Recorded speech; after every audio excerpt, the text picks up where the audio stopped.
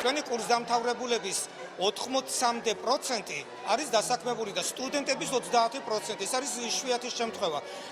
მე საქართველოს მასშტაბით არ ვიტყვი, მაგრამ აჭარაში ეს არის პირველი მაჩვენებელი ამ სტატისტიკის მიხედვით.